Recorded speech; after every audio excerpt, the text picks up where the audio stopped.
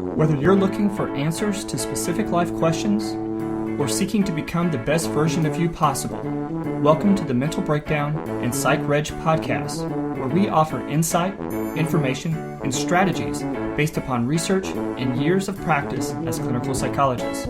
So sit back, have a listen, and get connected with our hosts, Dr. Bernie Wilkinson and Dr. Richard Marshall. Welcome back to another week of podcasts. I'm so excited. We're going to go through we have a lot more articles and columns and things like that to review for this week. Mm-hmm. So we do. So there's a lot of good stuff coming out. Yeah.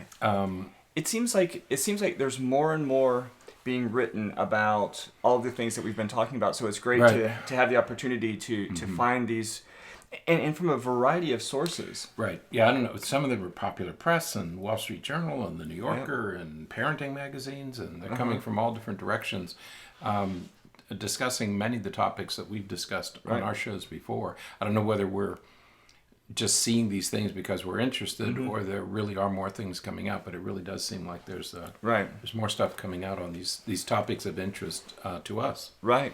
Well, and it just so happens that the first one that we're going to talk about was one a column or article that was sent to us from a listener, and it was published in Collective on the website Collective Evolution. Oh, so this is a website. Yeah, this is a website.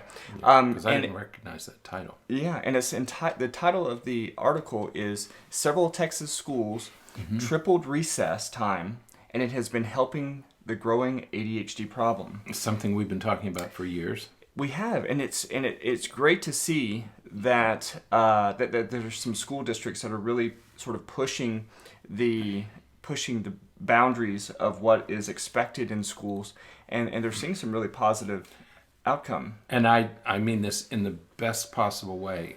I'm surprised to see this coming out of Texas because normally we associate all things conservative with Texas. Texas is one of those very conservative places. So I was delighted to see this coming out of Texas. Right.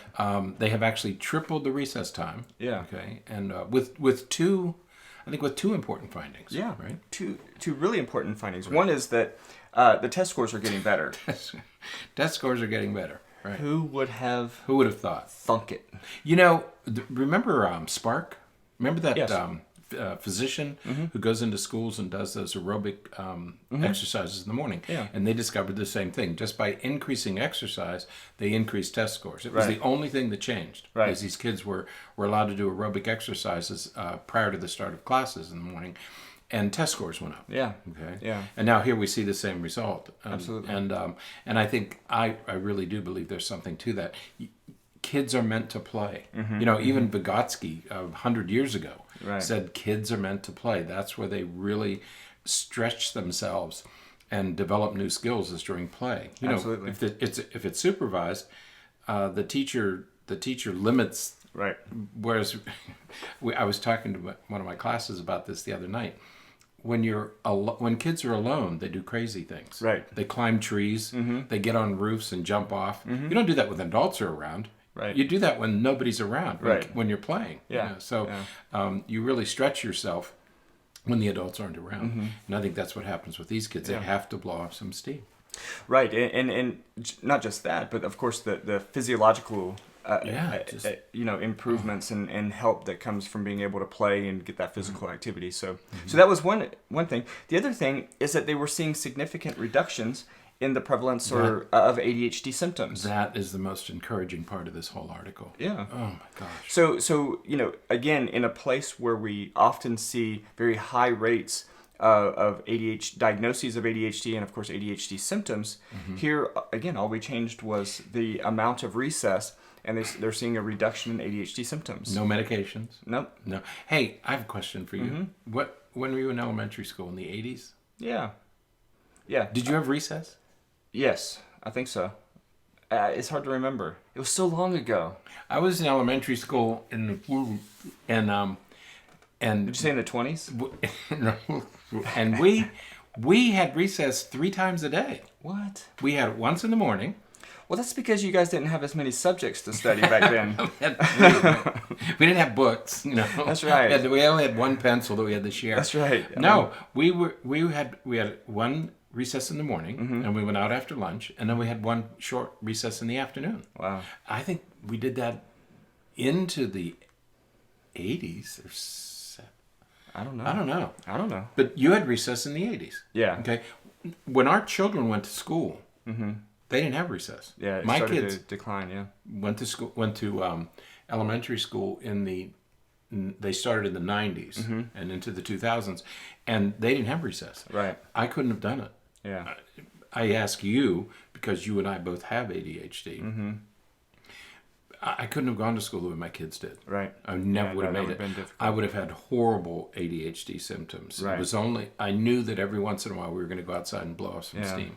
I couldn't have done it the way my kids did it. Yeah. You know. So I was glad to see this article, and I hope that schools begin to make these changes. Kids need to get out and just run around and play. Yeah. So, and it's a good indication for parents too. You know, if you think about what they found at this school, you know, if you have the weekend or you are, you know, a day off school, or even if it's in the evening, and your kid's really having a difficult time focusing or concentrating, it may be good to just not to go outside and play for this extended period of time, but you know, going outside and running around for 5 minutes.